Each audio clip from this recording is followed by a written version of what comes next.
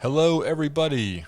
Michael Robertson Jr. here, and this is episode 13 of the Hallowed Horror Podcast. And of course, I have with me this evening my very good friend and co-host, Mr. Jason Collins. Hello, everybody. Happy to be here tonight. How are you doing, Mike?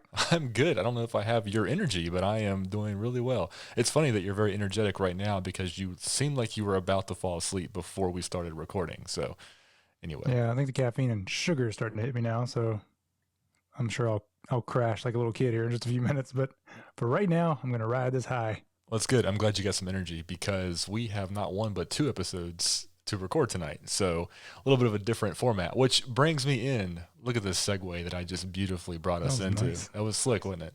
Didn't even plan that. So first of all, if you've been listening to the podcast for a while, not that we've been around too long, again, this is episode 13. We just recently started doing video episodes, I guess, starting with episode 8, I think it was, which we were putting out in conjunction with the audio episodes on all the podcast streaming channels. And those are going up on my YouTube page. And between the audio episodes and the video episodes, we were getting, fans on both. We were getting, a lot of extra views, I think, on the video, which was good. Nice to see people that like that video format. I know you and I like video format for a lot of things. But there's extra work that goes into that. So we thought we would just kind of combine it all and maybe be able to do even more with Hallowed Horror. So we have started a Patreon page. It just went live here in the last few days, and we've got some cool stuff over there. We've got some extra benefits for people that want to maybe drop in and say, hello and support us. We've got exclusive video episodes, some brand new content that we're really excited to start working on and posting over there. And of course, the regular, weekly movie review episodes. So pretty exciting. I'm really, really eager to see what we can do with this and what kind of content we can make for that. Yeah, I'm really pumped about it. It's going to be a lot of fun. We've got a lot of great ideas that we're throwing around, and I think the exclusive content that we're talking about is going to be really fun to put together, and hoping that we can start getting together in person for some additional content coming down the road, and even some fun stuff that I think it's fun that we can even let our listeners in on. And in the process, so they'll be a little more involved in it. And what I also like about Patreon that we've talked about before is that it's sort of like it's social media on its own. It's got a platform in which we can talk to our subscribers, our Patreons, so we can have a one-to-one conversation. We can go back and forth. I think it's going to be a lot of fun. And also because we're consolidating everything to Patreon, we also we went ahead and put together proper social medias for Hallowed Horror as well. So we have a Facebook page, we have an Instagram page, we have a Twitter handle. Am I missing anything? No, we're official now. We're real. Official, yeah. Yeah, we're not just. And you would know better the actual pages, the tags for all the social media since you built them. Yeah, do you want to share that with everybody? Well, I'll put them all in the show notes and description below. I have them all linked out, including the Patreon page, which is, if you're listening and want to jump over there real quick, it's patreon.com/hallowed horror, and you can see all that we're offering. And don't worry if you have absolutely zero interest in any of that. Nothing is really changing. The audio weekly movie review episodes will continue to be completely free and available on all the podcast streaming networks. No worries there. But all video content for those episodes, and then a lot of the extra stuff that we're going to be working on will be over on Patreon if you have any interest in that. So if that's interesting to you at all, go ahead and jump over there, patreon.com/hallowed horror. It'll be in the link. I'll put the link in the description down below in the show notes, along with all the socials, and enough talk about that. But we do have 2 episodes to record, which is what brought this around. One of the things that we're doing exclusive for Patreon is we're going to start doing trailer impression videos. So there's just about a new movie trailer, it seems like, that we send each other just about every day, every other day, that we see floating around YouTube, whether they're indie films or big blockbusters that are coming out, and it's always fun to see those teasers and then talk about them. So we thought we'd just make some quick episodes where we will watch trailers and talk about what we think about them. We'll give our first impressions. So that should be fun. Yeah, I think trailers are a lot of fun. I think trailers are an art form in itself. I think I love breaking down a trailer sometimes and trying to see what they decided to put in the trailer and what they're trying to, what they're trying to persuade with the trailer, and it's an interesting art form. I like it. It is, and was the Invisible Man episode that we did, which was one of our earlier episodes, like episode 3, I think. Jason Blum, who we will talk briefly about tonight, he had an entire article written about his opinion on trailers and how he thinks that showing a lot in the trailers is almost a requirement these days to get people interested in the movie, which we won't bring up that conversation here again, but we had some interesting opinions of our own on that. So, yeah.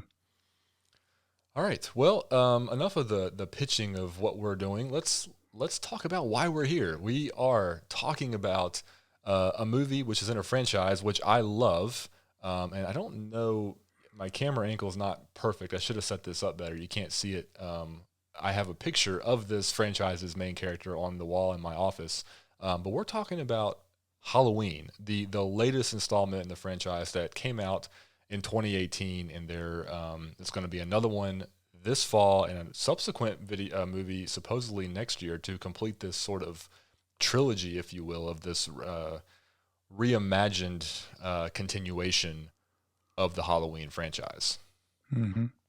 Yeah, the continuation piece is interesting because this one picks up this is the 2018 version of Halloween. Now the third film in this franchise titled Halloween, and this picks up right after the first original Halloween, and it acts as if the others didn't even exist. And it was a really interesting turn on that, the way they put this story together, the way they really brought Jamie Lee Curtis back into this role, and it was a fun story. There was a few strange pieces to it, little disappointing here and there, and we can get into that. But for the most part, it was a really, really fun movie. It basically takes place 40 years later, right? Mm-hmm. after the original.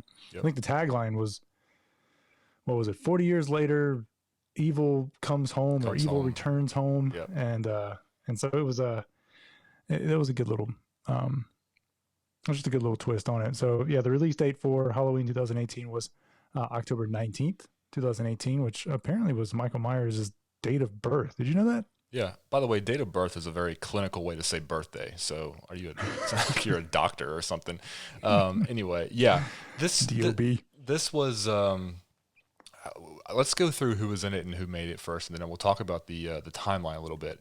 So this was directed by David Gordon Green, who is a newcomer to the horror genre, which is interesting that he would helm a Halloween film. Fantastic job. And from what I've seen on IMDb, he is at least directing the second one. I'm not sure if he's directing the third one. Written by Jeff Fradley, I'm not sure. Danny McBride, which really threw me. I've always kind of known him more for his comedic stuff. And also David Gordon Green, the director, also helped write it. And big shout out to one of my favorite production companies, Blumhouse. Jason Blum and his team, they backed this film, got it made. So that's always exciting. And in terms of who's starring in it, we got Jamie Lee Curtis reprising her role as Laurie Strode, Judy Greer playing her daughter Karen, Andy, is it Maciek? I'm not sure how to say her last name, as Allison, who is Laurie's granddaughter, Will Patton as Officer Hawkins, and then we have two individuals playing the Shape, which is what they always seem to call Michael Myers in the credits. Yeah. We have Nick Castle, who was the OG Michael Myers back in the day. He does apparently don the mask for a few scenes. I never saw anything that actually specified which scenes he was Michael Myers. Mm-hmm. But then we have James Jude Courtney, I think, doing the majority of the heavy lifting as the Shape. So, yeah, that's all we need, really. I mean, they were What's that? that was really all we need. They did the majority of the work. Oh, we did have, was it Haiku Billiner? He plays Dr. Yeah, Sartain. right. Yeah, a couple newcomers. The daughter was a newcomer onto the acting scene. They wanted to bring somebody on that was a new face, just like they did with Jamie Lee Curtis with the original Halloween. And so the synopsis of this basically is, Jamie Lee Curtis returns to her role as Laurie Strode, and who comes into her final confrontation with Michael Myers, the masked figure, as you said, credited as a shape. Supposedly the final confrontation. Clearly not the final confrontation. But yeah. Who knows? I don't know how they're gonna spin that. I don't. The ending was interesting though, and with quite a few different ways, and we can talk about that later. But the ending was very open ended, and well, a bit in the way the original was too. So it which is different than the theatrical release, was a lot different than the original. Do you know there was a big change? What do you mean when you say original? You mean like the original cut of the film? The original cut of the film. The original ending the original film had a very different ending, and they changed it a lot for the theatrical release. Yeah. Yeah. So, like you said, the plot line is this. This is what I want to talk about. The timelines. If you look at the way that the Halloween franchise has been broken down over the the decades that it's been around, there's so many different plot lines. They've taken so many liberties with these stories that there is not one or two or even three continuous plot lines. There's more like 4 or 5, I think. Mm-hmm. And this one makes, I love what they did with this idea. I mean, they basically said there was Halloween, the OG with Jamie Lee Curtis back in the day, and now there's this one. There was no Michael Myers doing all kinds of other stuff in between. This is literally a direct sequel to the original, and they pretended like everything in the middle, wasn't there. And this is not something that this is not something that they haven't done before. I mean, they've skipped over certain plot points of movies before in these timelines over the years. So this is just continuing that trend. I'm assuming that the next one, Halloween Kills and then Halloween Ends, which I think are their titles. I'm assuming these will be continuations of the story to an end. That's just my guess based on what I've seen so far about it. I hope so anyway. I really don't want us jumping around all over the place.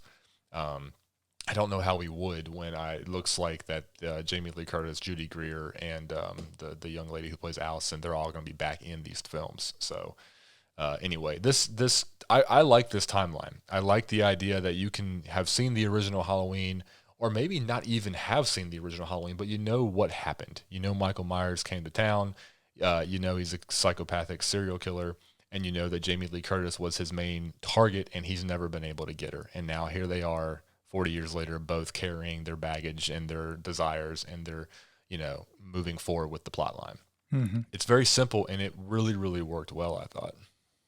Yeah, Laurie Strode's character, she did great with this movie. Jamie Lee Curtis did. I loved her character. I wanted to see more of her, right? I wanted her to be the main character in this, and I don't think she was, which is one of the number one thing I was disappointed about. I don't think we focused on her as much because she killed it. I loved her role in this one. It was interesting that without the rest of the movies and the rest of the story plot, I did find it a little odd or off. It made me wonder why he was always coming after her, because she was, she was just she wasn't really one that got away in the movie. It was just a matter of, he didn't kill her. It was that little fight there at the end, and then, and then he disappears into the woods. Mm-hmm. And then, ignoring all the rest of the movies, coming back to this one here, has that really bothered him, all this time? So I guess it has, because she felt like, or at least there was a lot of exposition that pointed us to that direction, that she was the main target, but who knows? I wanted to see more of her story though. She did a great job. I loved her role as, the turnaround from her original, where it was very Sarah Connor like from Terminator 2.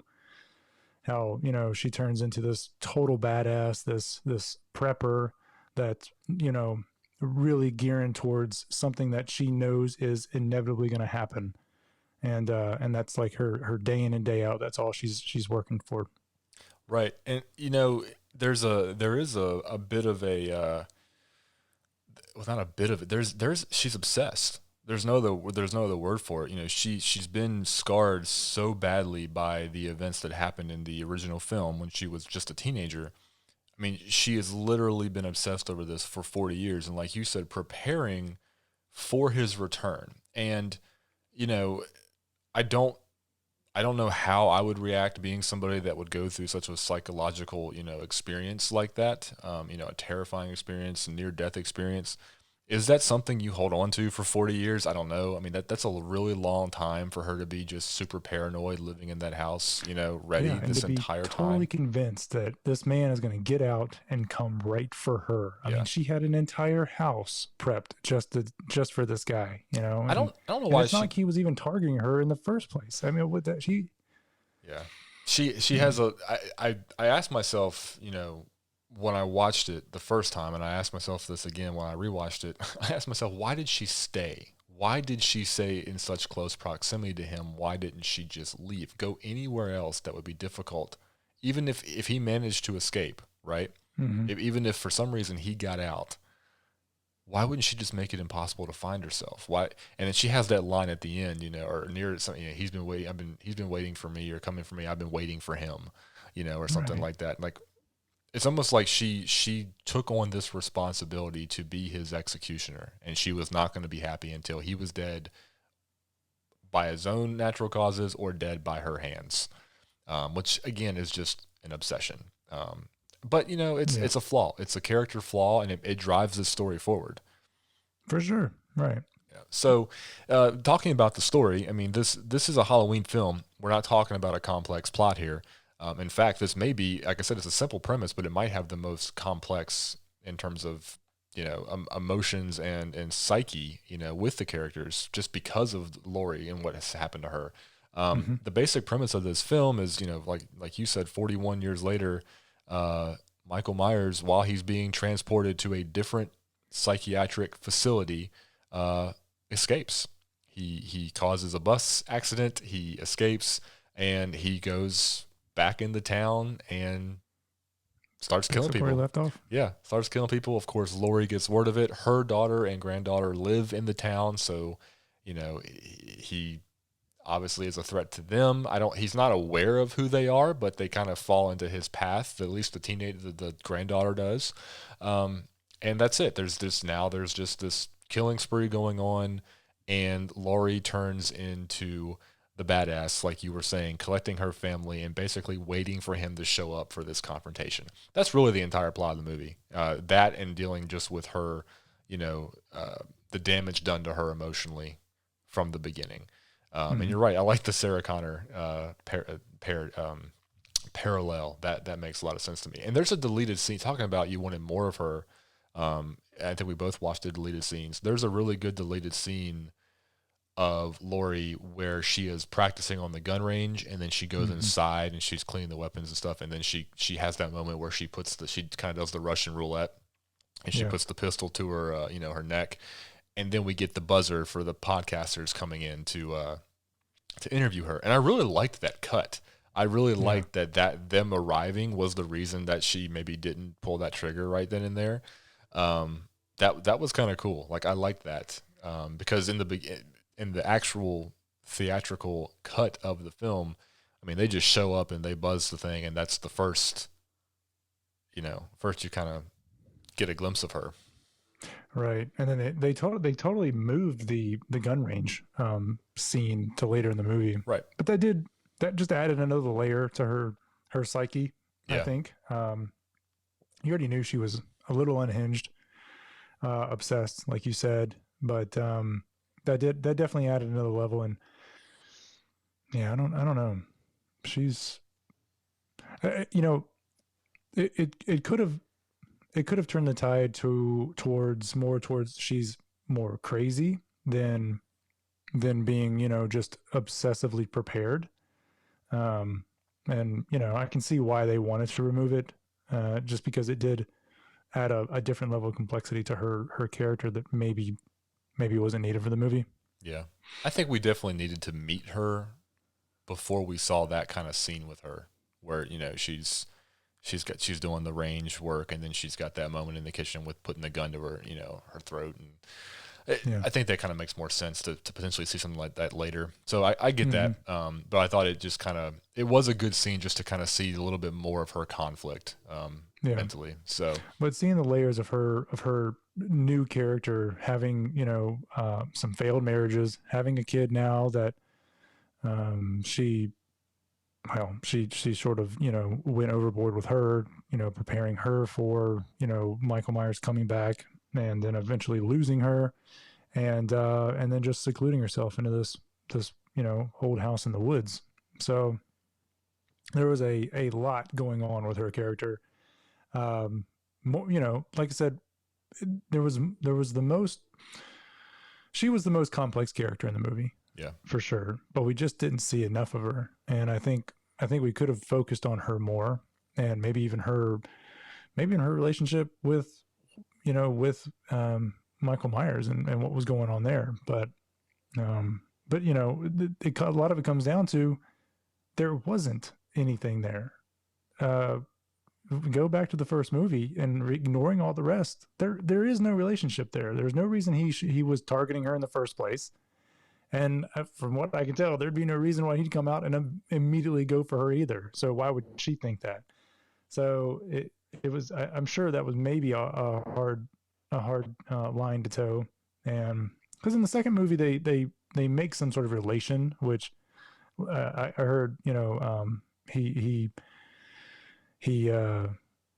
regretted writing this into the Halloween 2, where she is his younger sister, and that adds this new level of complexity to their relationship. But without that being, they touch on that in this film very briefly. They kind of wipe it out. Wasn't he her brother? And the girl was like, no, that was just something they made up to make people feel better or something like that. Right. Like that was kind of funny. And I never liked that storyline either. I never liked the fact that he was her sister, because to me it just almost seemed too perfect. I mean, there's something about Michael Myers being so non-human, so empty. He's like the shark from Jaws. He's just a thing that just goes out and kills. Like he just he wants to go. That's what he does. He's a killer. Yeah, but they gave him a. It was surprising that they made two choices in this movie. When I watched it the second time, that I thought was interesting. He did not kill any of the other inmates or psychiatric people that the people that were on the bus. They were all wandering around, much like the first movie, and then he also walked right by the baby and didn't kill the baby either. So that sort of gave him a moral compass of sorts. He's not just some he's not just some like full-fledged killer. I'm going to kill anything that's in my way. He definitely thought about it. He doesn't go around just killing a bunch of little kids either. He ran into a bunch of kids, and so I think he does have some sort of moral compass. He's not going to kill just anybody or anything. I don't think it's a moral compass. I think that's the wrong word for it. I think for some reason he just doesn't kill certain people. You can't have a moral compass and be as brutal of a murderer he is. I did think it was interesting that he walked by the baby. That was when I saw the movie in the theater the first time. I kind of had a tension moment there. I was like, oh no, don't didn't do the baby. But then the deleted scene though with the dog. Yeah, I'm so glad they removed that, because that would have, I'm sure, have just that would have tainted him in many ways. He's a brutal killer, but he's a movie character. He's a murderer, and you're willing to overlook certain things, but you start going around killing babies and cats and dogs, it gets a little. Though he did kill a dog in the first one, didn't he? I think so. He killed a dog in the backyard. Yeah. Now that I think about it. Yeah. So I think I actually said that in last week's episode. I said something like, don't kill the dog. That's like rule 101 there. Like, just right. no, don't do it. You get people upset. Certainly don't kill the baby. My goodness. That would have Yeah, been bad. that was a tension moment. Did you hear that? Did you hear that Jamie Lee Curtis actually did the crying baby? No, I did not hear that. That Oh man, there seems was very like weird. she revealed to some podcaster that she performed the sounds of the baby crying when Michael walks through the house, and I just thought that's interesting, but also why? Yeah. Like you couldn't find a sound bite of a baby crying. Yeah, that seems weird. It's really weird. We jumped ahead a little bit, talk because I think, like you said, Jamie Lee Curtis is, Laurie Strode is she carries the film to a certain degree, in terms of driving the plot.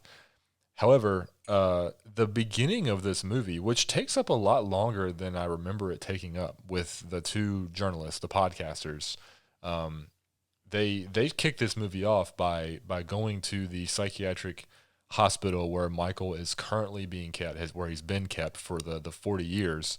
They interview his doctor, and then they actually get the opportunity to walk up to him in the yard, so to speak, which is probably, it might be my favorite scene of the entire movie. I don't know. I love that moment where he's so mysterious and he's so big. They make him out to just be this hulking figure, standing in this courtyard, chained to this center block, basically, this concrete pillar. And he's got his back turned to them. And this stupid journalist is this younger podcaster. He is so hell-bent to think that he's going to be the one to get this response out of Michael Myers, even though every psychiatric doctor in existence who has studied him has had zero luck. I mean, this podcaster thinks he's going to be the one to crack the code. He goes But up he had the mask. He had the mask, Michael. Yeah. By the They way, just give that out to anybody, I'm well, sure. he said he borrowed it from one of the county officials or whatever. I'm thinking borrow. Like, first of all, I'm surprised they even still have this thing. Why didn't they just burn it? I guess it's evidence to a certain degree, but yeah. Anyway, so the moment that he pulls that bag or that mask out of the bag, the sound, all the other, is inmates the right word? I don't know. The patients around him, they all start kind of freaking out and going nuts and getting antsy. The dog starts barking. It's a really, really cool scene, and it has this, really nice crescendo of sound and music, and of course, Michael Myers really doesn't care that much. He's just hanging out. Yeah. He gave like a little tiny kind of like nod toward it, but it was so cool to make it seem like the mask had some sort of like evil aura to it. And it's like, if you bring it next to this other evil thing and they're almost together again. And it's like everybody else, like everything else that was like, it's sort of bad, sort of crazy. The dog has this sixth sense and they're like, oh, something bad's happening over there. Yeah. It was a really cool scene for sure. You notice that the cinder block wasn't in the middle of the square? Yes, I did notice that. That bothered me so much. Like, what's the point of the square? You're on the other side. He can get you. That's funny. Yeah, I noticed that it was positioned that way. I didn't stop to think that he could leave the square. Well, I guess he could leave. Well, I see what you're saying. I just presumed the square was his boundary. Like, right. As long as you're outside of, because he made it very clear, stay outside of the yellow line, you'll be safe, I guess. But it's like, if you were on the other side of the yellow line where the block is closer, then he can get you. I guess they probably wanted him centered in that for the scene. That's my guess. But yeah, so that's a really, really cool scene because it almost makes you feel like there is some sort of like supernatural element to the mask, or there's some unseen force, energy, evil, something connection between the man and the mask. I was waiting for it to happen and it never did happen. The scene just left, but I really wanted to get a close up of Michael Myers' the back of his neck to see if like hairs would turn up. Oh, like man. if he could sense it or feel it. Yeah. Like I so badly wanted to see that sort of like connection to it, and it didn't happen. I was really disappointed. But that would have been cool. But yeah, there's that moment there, and then it's a really fun scene. And then the journalists they leave, they go off to find, they go to meet Laurie Strode at her house, which is the first time we meet her in her kind of prepper, secluded compound there. And then we get the bus accident where he escapes, which is, I think that's another cool scene at night, with the guy and his son. They roll up and they try to help, and they don't do that very whole well. scene was so reminiscent of the first one. Yeah. The way that the whole thing played out, really cool. A lot of parallels in some of the shots here. Yeah. In fact, on the behind one of the featurettes on the behind the scenes, like the opening sequence of that featurette is a lot of those shots like side by side spliced together to show you what they were. I love the they did a couple things with this movie with Michael Myers, not meaning to jump around, but they were able to pull out a lot of the best things from the rest of the movies and put it into this movie. And just with, the how much better special effects have gotten in the previous decades is allows the certain things to show through. And one of those things was just how incredibly strong he is. And when they showed that shot of the father and his entire neck broken and just shattered, and his neck was just bent completely behind him, it was like, when I saw that, I was like, man, this guy, like, he's just got these massively strong hands that he can just take a head and rip it right off somebody's body. Yeah. I love those things. He has that scene that we come into shortly after the Laurie Strode scene where the journalists, they go to meet her, is, the first kills we really see that he does after he escapes at the gas station, which, again, the gas station is pretty similar to the original film. And well, I don't remember seeing the gas station in the original. Was it in the original? Or was it in 2? I think it was in 2. I think it was either 2 or H2O. I think it was H2O, the gas station scene. But that whole scene was pretty similar. But they took a bathroom scene from, I believe it was Halloween 2. That there's a bathroom kill. They took a lot of the kills from the other movies. Yeah. And I like that too. Like I said, they took a lot of the best parts from the other movies because, for the most part, the other movies were not great, but they had some good parts, and they showed some really great things. They were able to portray Michael in many different ways, and I think they pulled out all those best things and put him in this version. Yeah, it's almost like a highlight reel of his kills. I mean, so let's face it. I mean, I know they, like a lot of the franchises, they have to get kind of creative to make the films interesting with the way that the character kills. But Michael's got some go-to moves, right? I mean, he likes the throat grab, pick you up and strangle. He likes the neck to the throat. The knife to the throat, obviously. He likes to slam your head or whatever against anything. Yeah, he's got some moves that he goes to, and he does all those. They're all on display here, and the bathroom killing scenes, I think, were pretty cool. I love where he just drops the teeth that he's ripped out of somebody's mouth onto the floor. I mean, that was really cool. He does do the neck snap with the girl, the head bang with the guy. I mean, they're just so fun. Like, you just expect him to do that stuff. There's a really weird feeling part of me that kind of roots for Michael Myers sometimes. Like, I just like him so much as a character. Like, at the end of this one, like when his death seemed apparent, I was kind of like, oh man, they're gonna kill him. Like, I wanted him to survive. I don't know why. Maybe that's weird. He probably did, but he's like, I love the way he is just so emotionless. I know it's part of the mask, but it's like, even when he was like on fire, he was still just looking at him. It was just, man, the dude is he is unlike any villain. He's just he's a badass dude, man. Yeah. So, going from the gas station scene, this goes into some of my favorite camera work, I think, of the film, is when he and we're basically glossing over the family drama between Laurie Strode and her daughter and the granddaughter. I don't think we need to get into that in this podcast, but there's a subplot going on that's really just, really exemplifying, how damaged Laurie is and the effect that it had on her daughter, and now how her granddaughter is trying to deal with it all and put these pieces together and figure out, is her grandmother crazy? Is her mom, being too protective? She doesn't know. There's a whole plot line there that I really don't want to get into, but it does again kind of drive the movie forward a little bit. In some ways, maybe you can convince me otherwise, but I didn't understand the point the granddaughter played in this movie. Like there was a couple parts where she drove a little bit of the story in one direction, but it wasn't necessary for her to do it. So I just didn't understand her entire role in this movie. I almost felt like it could have been entire role could have been just completely removed. I thought the same thing about the plot line with her and her boyfriend. Couldn't have cared less about her and her boyfriend. I didn't think that added anything to the movie except just to kind of show that she's just another normal teenage girl doing normal teenage things. But without her, we wouldn't have needed any of those scenes.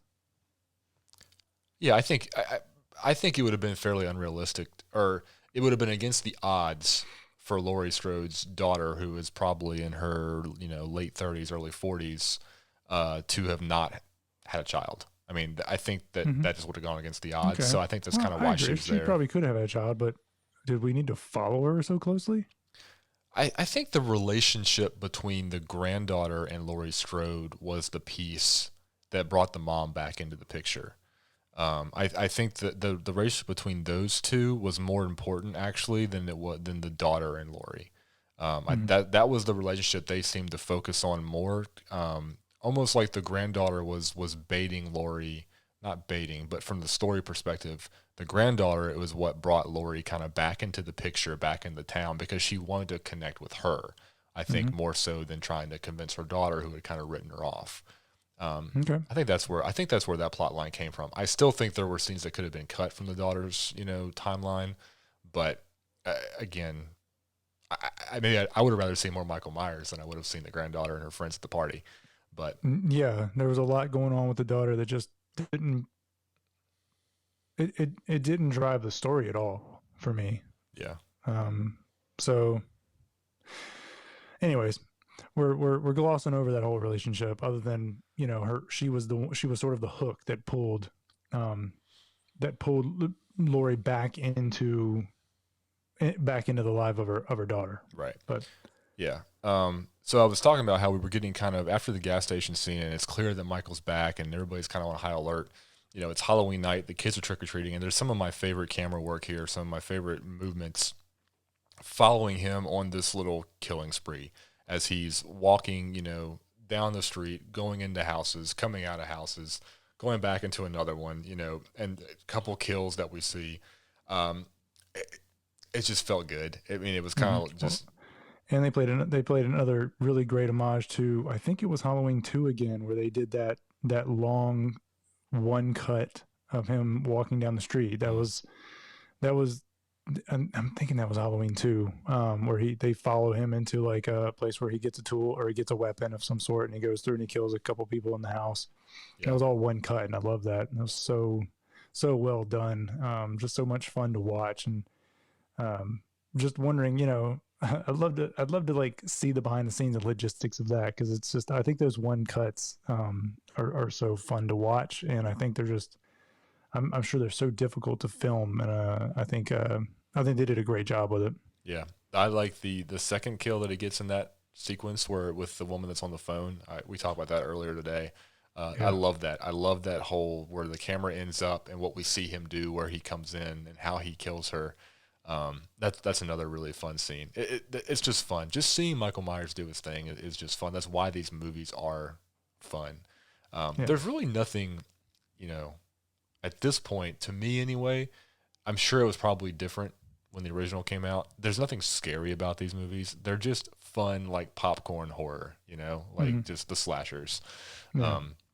So yeah, there's a lot of good, killing there. There's another really good scene with the granddaughter's friend in the field in the yard trying to come over the fence.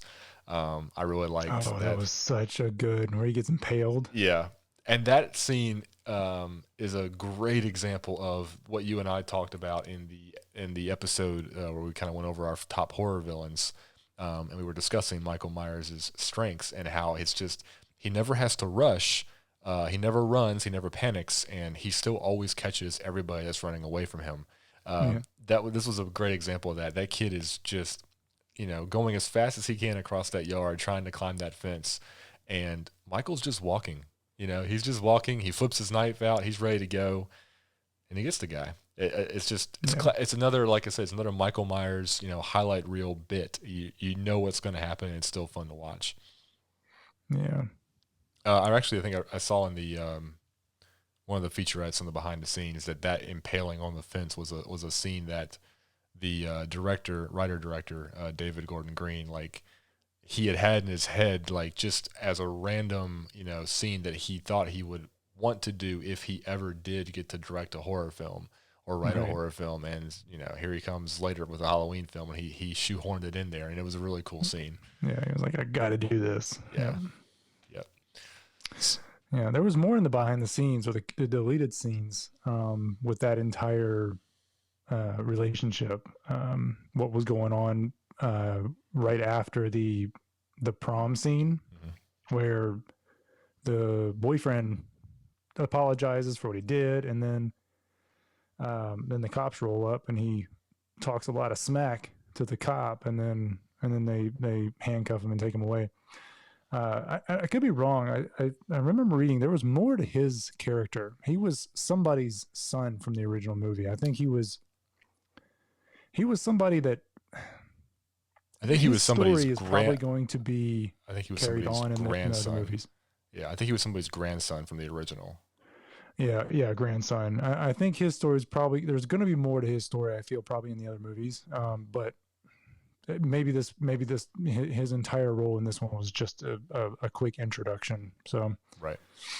So before we take a break and get into the end of the movie and how we felt it wrapped up and some of the other kind of behind the scenes and some technical stuff I want to talk about, I thought it was interesting that there was a couple references to Michael Myers.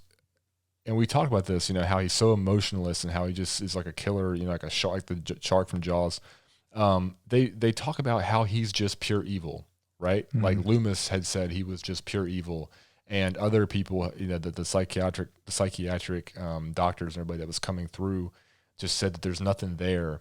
And there, I think twice Michael Myers is referenced to, I think by Laurie and maybe by the cop, as it, not he. Like, I need to kill it, or it's coming, or something like. Well, they kept calling the boogeyman too. Yeah, they referred to him as it instead of he, and I thought that was cool. I like that from the way it was, written, because he is. They really just kind of build him up to be empty inside. This evil entity. Yeah. But he's not a man, not a woman. Not necessarily a monster either, though he is referred to as a monster quite a few times. Closer to monster than man, I think, for sure. Yeah. But you're right. There's something about his fixation with Laurie, and especially at the end, which we'll talk about. So we're gonna take a quick break, and then we'll come back and we will discuss the ending and figure out where this franchise is going from here.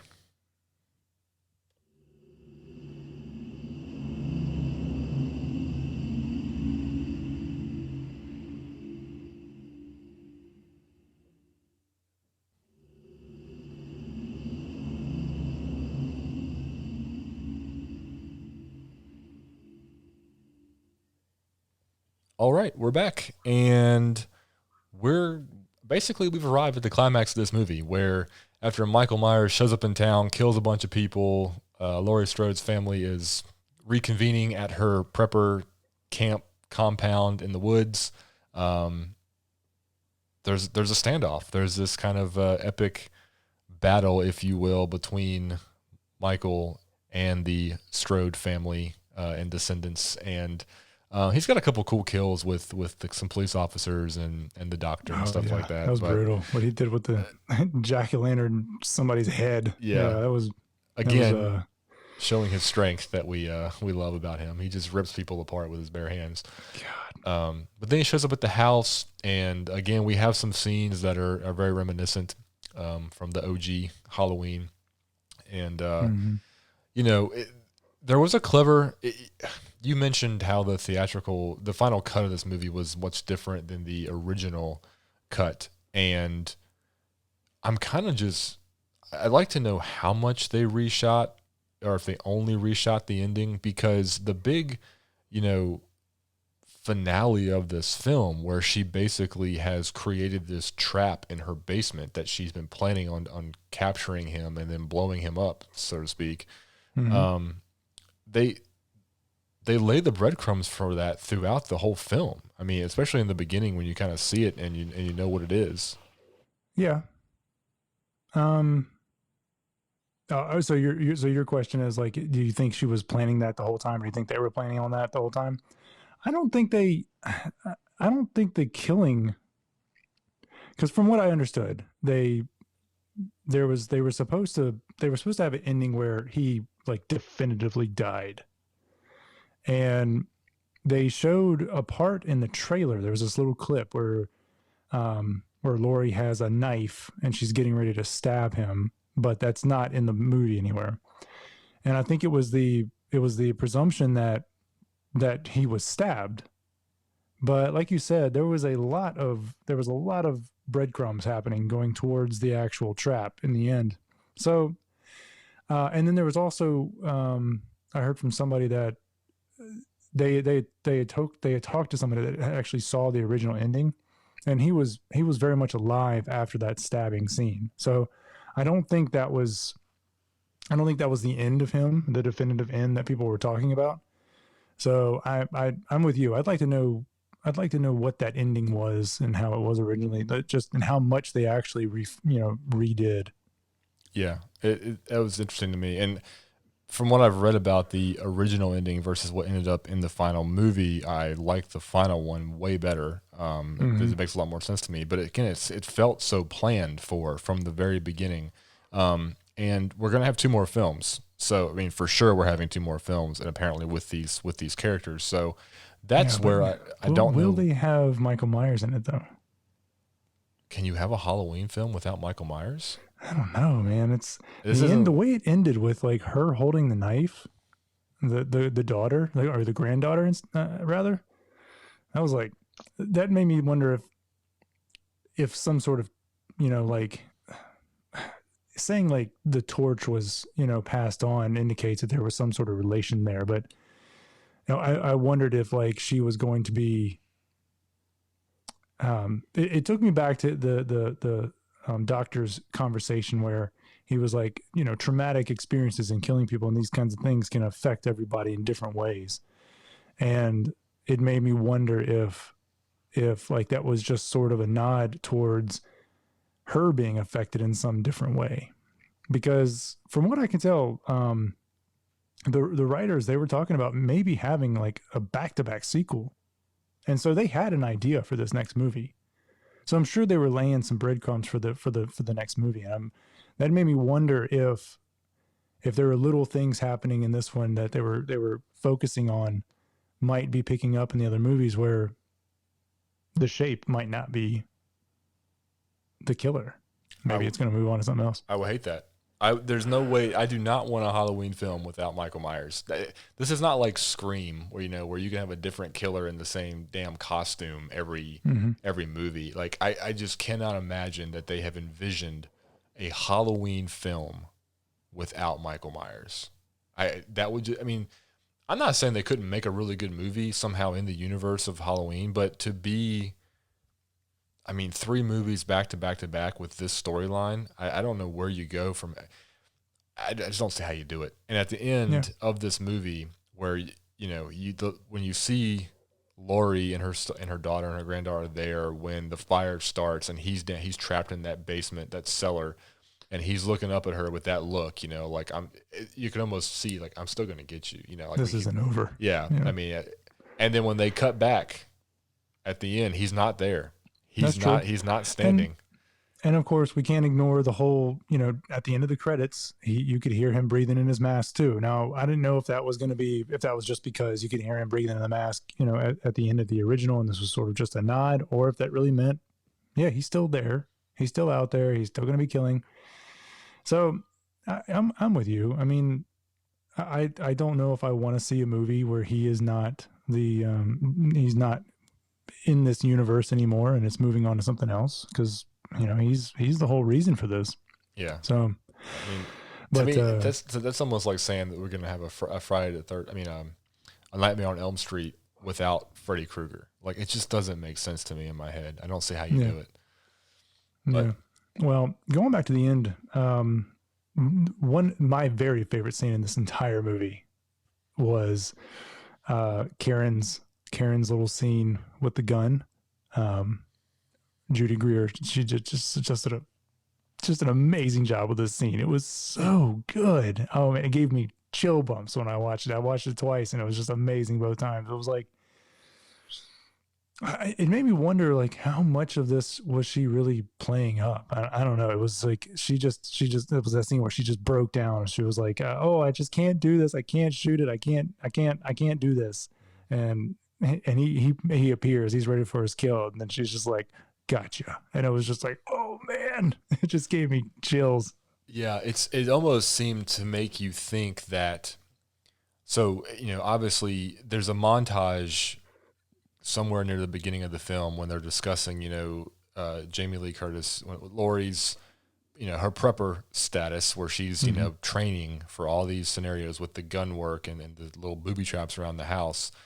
She was training her daughter. She was training young Judy Greer's character, young Karen, to do this stuff. And that's when apparently, social services came in and they took her away, which I didn't really understand either. I'm not sure who was the one that tipped them off and said, "Hey, by the way, this woman's abusing her daughter." And no, she's not. She's just training her to use weapons. I don't know. I was a little fuzzy on that. What were the grounds for removing this child from that household? So she obviously, had the training. And then, you fast forward all these years later, and it was almost like, she retained all these skills, but she was just in denial of whether or not she ever actually needed them, whether or not this nightmare that her mother created was real, almost to the point that she was like delusional about violence and threats in general. I mean, she almost like she jumped off the deep end and went complete opposite end of the spectrum, almost just to kind of help herself deal with the childhood, I feel like. Yeah. And then once she pushed her out of the house at one time, she was like, "Oh, the world is not this dark place. It's full of love and smiles and rainbows." Yeah. And then I think it's like almost once they got back in the situation and she realized she had almost like a light switch moment where she was like, "Mom was right. I was wrong. And I'm ready for this." And cause I think now also, Laurie was doing everything to protect herself and also prepare and protect her daughter. And now you've got, Karen, who's got her daughter with her, and she turned into that survivalist, protect at all costs as well, and dug up that training, from when she was younger. And she just didn't even skip a beat. So it was pretty cool. I think you saw the transition for her, come full circle. Mm-hmm. So that was exciting. Yeah, that was a good scene. That was my favorite scene. And then I think the beginning was my second favorite scene. Yeah, that was good.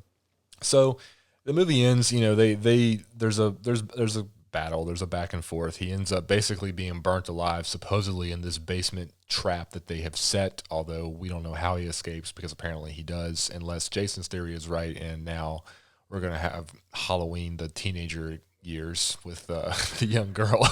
But I want to talk about one thing we have not mentioned, something to me that is, and we've talked about this before, Jason, the unspoken character in this movie. Can we talk about the score for a second? Can we talk about the music, John Carpenter's Halloween score?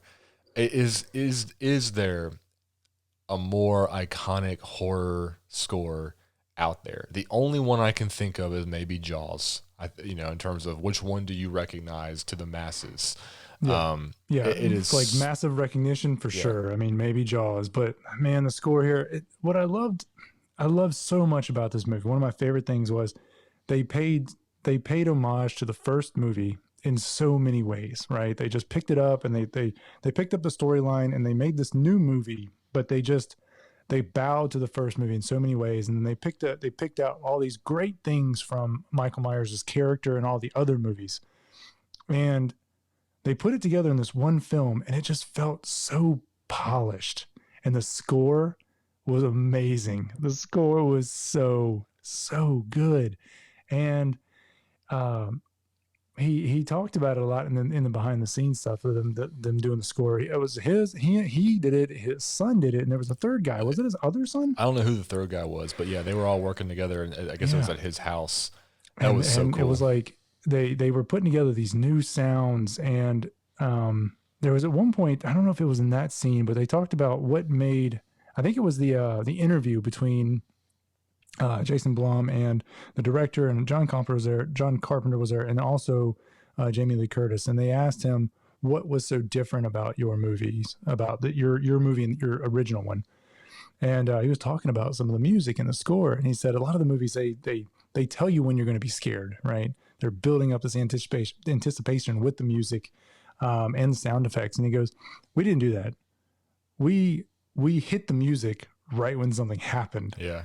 And then, like, as soon as I heard that, I went back and watched some of the scenes. I was like, God, he does that every time. And I was like, man, that was such a psychological, it felt so right after I knew what he was doing. Right. And then going back and watching, I was like, oh man, that was so good. Yeah. It was really good. And I loved the little variation that, the main Halloween theme, they've reprised it here, but they've tweaked it a little bit. And that one variation they do where they showed the guy doing it in the with the guitar, when he was stringing the guitar. It wasn't a guitar. I think it was more like a violin or a cello where he was holding it and he was across I think it was an electric guitar is what it was. Well, he had a bow, so I don't know. I know he had a bow to it, but it wasn't a regular wood instrument. Like no, it was definitely electric, whatever it was.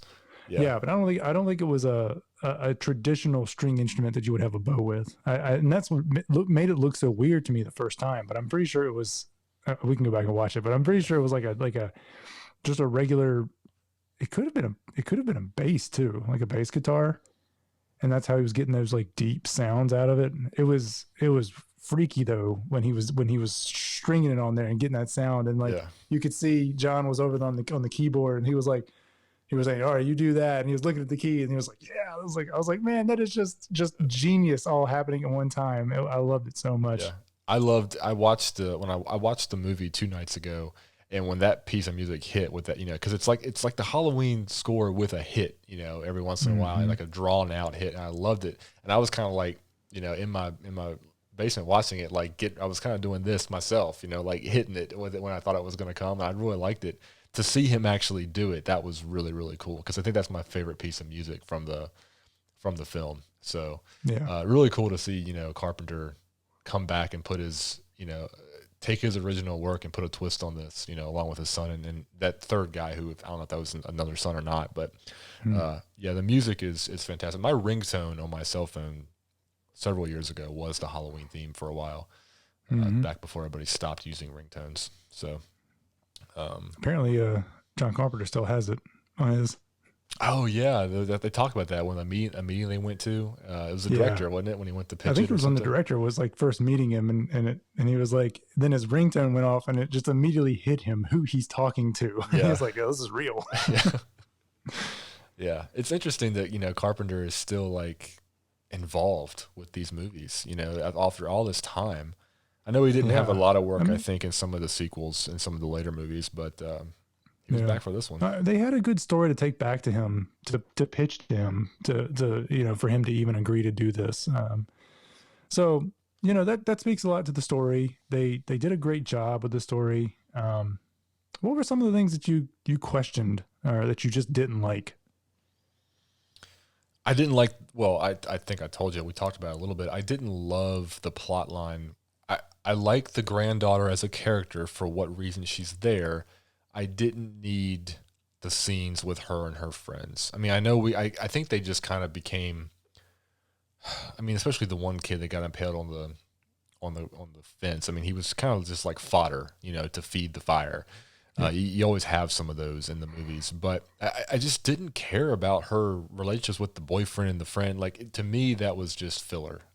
I think there was enough going on between following Michael, seeing what Laurie was doing, even just seeing the parents, Laurie's daughter and her husband, dealing with the granddaughter, and then the doctor and the police officer, the sheriff or whoever. I mean, I think there's enough going on there. I don't need these I don't need another teenage dance scene. I don't need another like teenage, oh, he cheated on me scene. Like, who cares? Like, there's a kill on the loose. Get back to that. Were they just trying to like talk to a certain demographic with this? Maybe. I mean, there was so much of that, and I just didn't understand any of it.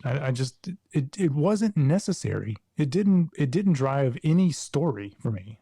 No, I mean, the only thing it did was give the daughter, the granddaughter, just more of a fleshed out character, and I just don't know that it was actually necessary. I think you had enough in the beginning with her, like, you know, she got, you know, into the National Honor Society, you know, they were proud of her, so obviously she's smart. Obviously this is kind of like, you know, the end of the road for her high school career, it seemed like.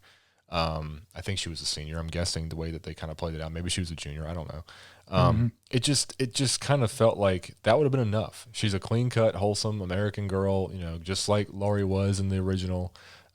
She's got a boyfriend, and she's trying to have this relationship with her grandmother that she can't figure out why her mom won't let her have it. That would have been enough for me.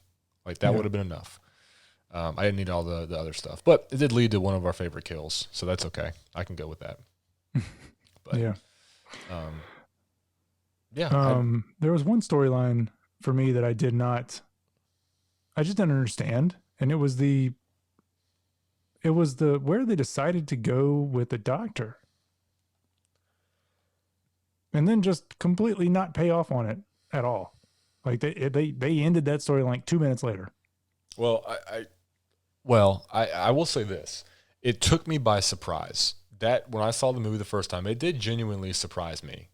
That he not so. I mean, obviously you knew that the doctor was obsessed with Michael Myers, but I didn't know that it was such a deep obsession that he was willing to end other humans' lives to save Michael, to be with him. That was just such a deep obsession I was not prepared for. So that was kind of a twist that I wasn't expecting.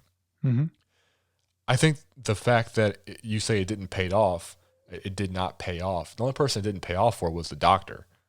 Like, he was wrong. That's the payoff. He was trying to put some sort of human connection into Michael that he thought they had built up, and he was just wrong. Michael didn't give a shit about him. He just stomped his head in and moved on. Like, I think that's the payoff. It was further emphasis that Michael, again, is that shark that's swimming around just eating and trying to get to his girl that he wants. To me, that's the way I viewed it anyway. The doctor was wrong. Yeah. Okay. I'll accept it. I'll allow it. We'll allow it, ladies and gentlemen. We're good. That was a twist to me. That was the one thing that genuinely, I think, surprised me in the film when I saw it the first time. I did not expect that at all. I knew he was probably going to aid Michael Myers in some way, but like you said, I did not expect him to like kill somebody for it. That threw me too. When he I did expect him to help though. That I picked that up.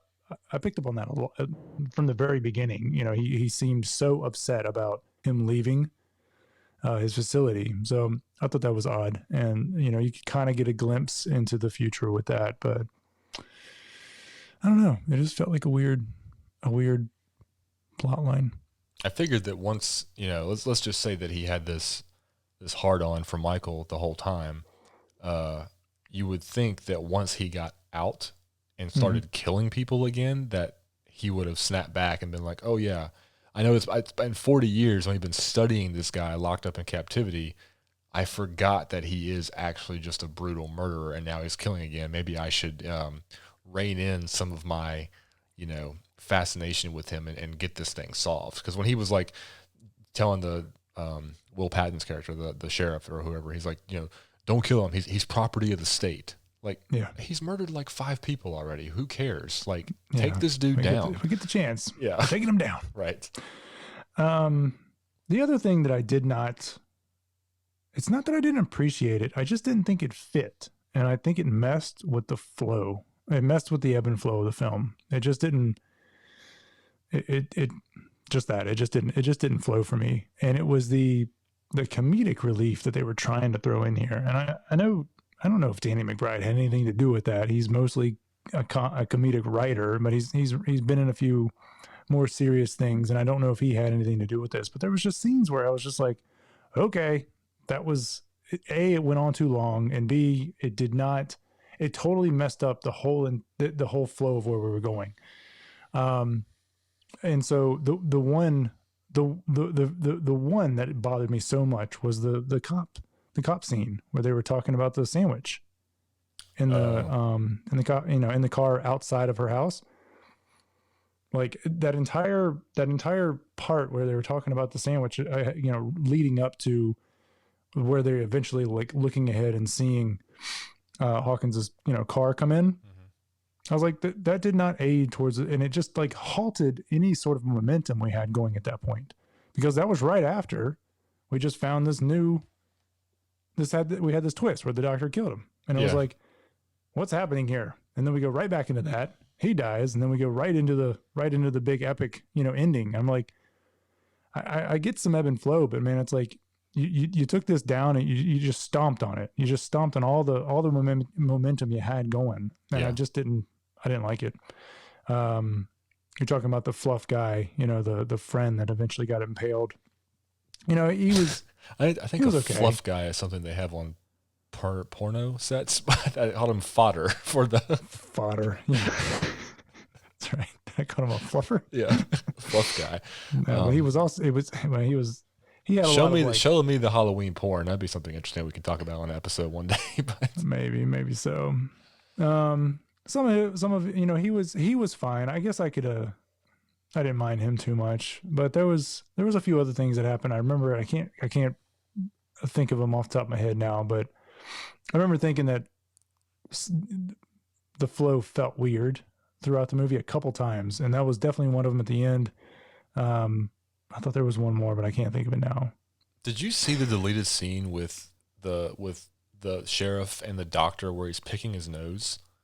Yeah, that was a weird one. Why would that was that was a terrible scene. That was bad. I watched that whole thing. I was like, why was this ever even in the script? Yeah, that might have been the other thing I was thinking about.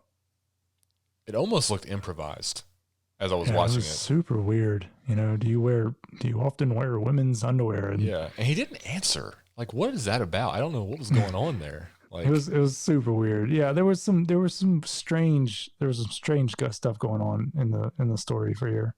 Yeah, and I'm glad I'm definitely glad they removed that scene. Yeah, the babysitter situation with the little boy, there were some comedic elements in that, and I liked that. I didn't mind those that too felt much. Good. Yeah, I liked I liked when he was running away. The little boy was running away after the girl got attacked, and the boyfriend was like now coming in to go up, and he was like, "You run up there, you're gonna die. You're gonna die, man. You're gonna die. Don't go on up." Yeah, didn't even stop. He just kept on running. That was pretty good. But yeah, the cop scene I think would have been better if they would have. It needed it. I liked the set piece because they were there to protect. I mean, they were there to standing guard at the house. Mm-hmm. I think it would have been better if they would have brought us into the scene in the car with them in mid-conversation about something. Even if it was still about the sandwiches or whatever, just mid-conversation, not a start and stop. And then have it be much shorter, and then in mid-convo, look up and be like, hey, what are they doing? Like, that's all we needed. Yeah. That's all we needed to see these buddy cops hanging out. I mean, we've all seen the buddy cop guys that don't make it a million times, right? Like, that's all we needed there. But, yeah, there's a little too much of that. I did question a couple things. How the hell did they get into? How did they get past the gate? I mean, Laurie's gate to her driveway to her compound. That was the first thing I noticed. I was like, I wondered about that, and then the next thing I wondered was, where was this? No, he did drive the cop car, didn't he? Yeah. I can't remember where the cop car was because it ended up in her. Did he drive it to her front yard? Did Michael Myers, or were they sitting there waiting? I think he just put it in drive or just put it in neutral and he pushed it because it ended up going into the yard and running into some trash cans or a tree or something. So I don't think he drove it. I think they drove the cop car drove down the road a little ways and then they stopped and they got out and then the next scene is you see in it, turn around and, or you presume it turn around, but you see it roll into the front yard where I'm blanking on where dear that, old dad meets his demise. Yeah, I'm blanking on that. I remember seeing the car there. I don't remember how it got there. I know the girl ran away. She ran through the woods. Yeah, And I it just thought, rolled. Remember, you saw it in the you saw it on the CCTV screen. oh, While he's doing the yo-yo, oh, okay. yeah, Yeah. Okay. it rolls into the front yard and hits some cans or a tree or something. But Yeah. um, and then what happened to the big huge like steel gate that was on the front door? I don't remember there being a steel gate on the front door. I remember all the locks. Yeah, remember in the during the interview scene Yeah. where the journalists come in and they're Mhm. talking to her through this big steel gate. She's talking to them and she eventually lets them in. But that front door is, she doesn't have a storm door. She has like a gate in the front of it. Oh man, I completely forgot about that. I guess I just didn't think about it. Yeah, Which is, you see that a was lot. funny. You see that a lot in movies where they remove something for the sake of the plot continuity, or Right. I guess for the sake of the plot, and they forgo continuity. But Yeah, and I get it. I mean, it. it could have been just that it was just open, but I was just like, if it's there to protect you, why wouldn't it have been closed and sealed? If that's the whole purpose. But then, of course, she's ultimately trying to bait him into into the trap, I guess. So Yeah, I didn't find too much wrong with it. I thought it was a pretty good movie.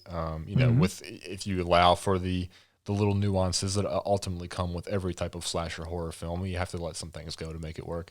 Yeah. I thought it was really solid. I told people this when I saw it in the theater initially. By the way, this is one of the worst theater going experiences I've ever had. And I've talked a lot in the past episodes about how much I despise going to the theater these days, especially for horror movies.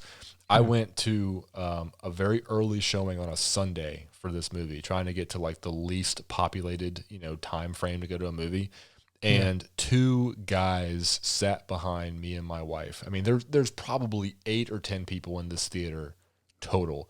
Two guys came in, sat directly behind us, and proceeded to give us their own freaking Mystery Science Theater 3000 commentary through the entire damn movie. Like, it was infuriating. And if I wasn't with my wife, I would have turned around and said something, but she hates when I do stuff like that. So I didn't. Don't make a scene. But it was bad. I mean, it was really, really annoying.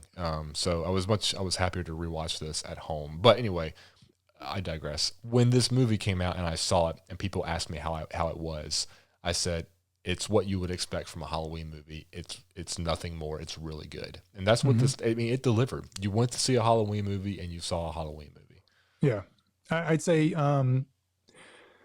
the original is still, I think, it's hard to say the original is the best. The original holds a very special place in my heart, right? It was just a first of its kind. It was a great movie. It had a lot of atmosphere. I mean, it was thick with atmosphere, right? This one was a very well done, a very polished Halloween movie, much better than the rest of the sequels that we've got, or the rest of the sequels, or the rest of the movies in the franchise. Hey, I like H2O. I liked Halloween H2O. And to be I honest, didn't say they were bad. I haven't watched anything in between Halloween the original and Halloween H2O in years. I need to rewatch some of those other in between sequels. And Resurrection was okay. You and I saw Resurrection in the theater in high school, if you remember that. Yeah, Resurrection was okay too. But like I said, this felt, I think this was probably my favorite movie in the franchise, right after the first one, but just because the first one was just such an iconic movie, it was done on a very low budget, and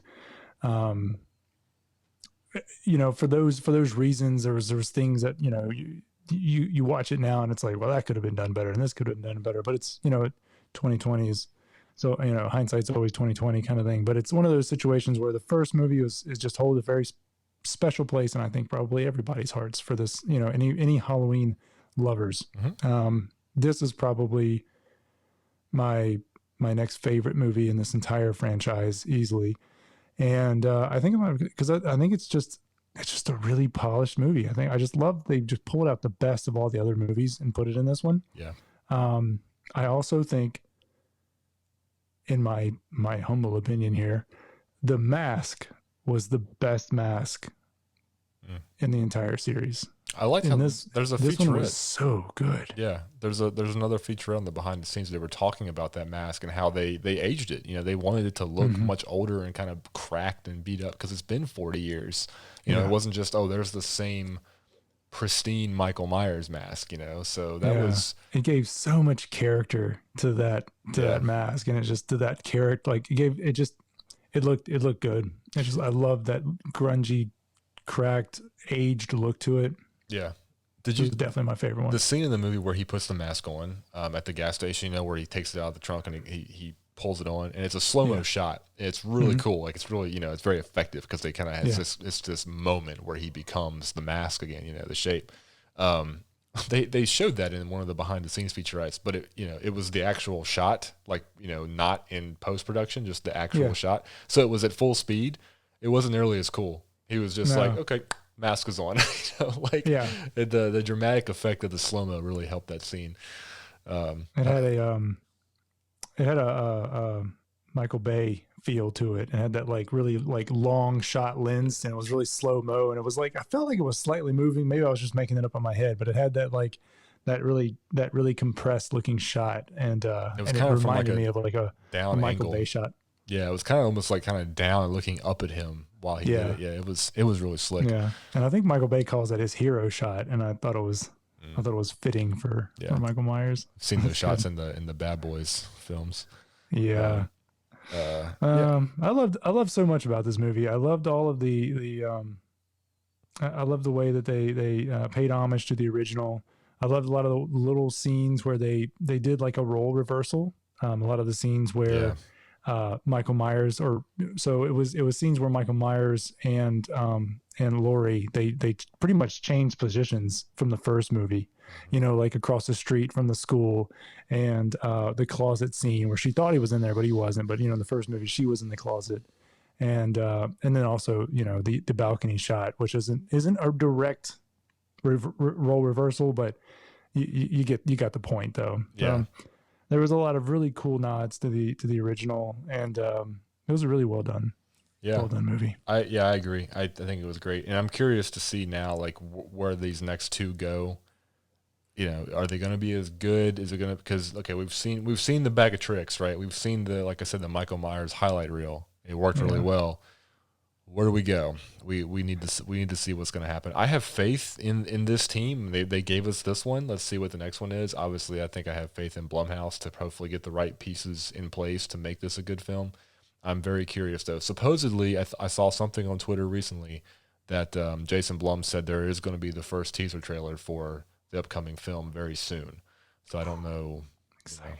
We'll see what that goes. But yeah, I highly recommend this. That's my final opinion. Is I do recommend this if you're a fan of the franchise.